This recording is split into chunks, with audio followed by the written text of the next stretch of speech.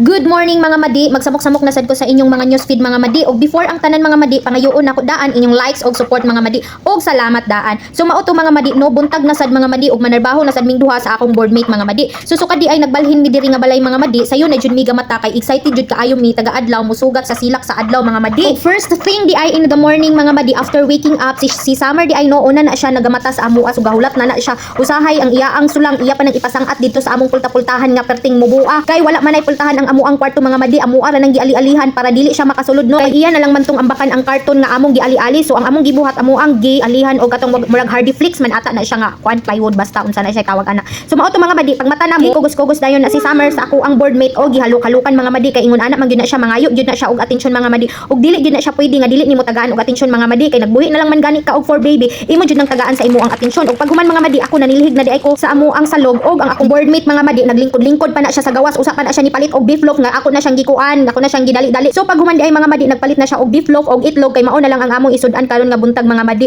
Og siya na lang ang nagluto kay naulahi naman ko sa paglihok mga madi kay naa palagi ko'y gibuhat. Og pag human mga madi ako na siyang gipaligo kay dugay ra ba kaayo na siya man og ligo. So while naligo siya akong ininit tubig nagbukal-bukal na og ako siyang gipangutana kung hapit na ba siya nahuman og ligo kay timplahon na nako ang iya ang kape kay dili ra ba na siya ganahan mo inom og kape kung dili makapaso og ngala-ngala. So pag human niya og ligo mga madi ako na dayon nang gibutangan og ininit tubig ang iya ang kape no kay arnit pa gyud kaayo inag-inom niya. Unya wala lang gihapon di ay na niya nahurot ang iya ang kape mga madi kay nasubraan pud nako butang og kape.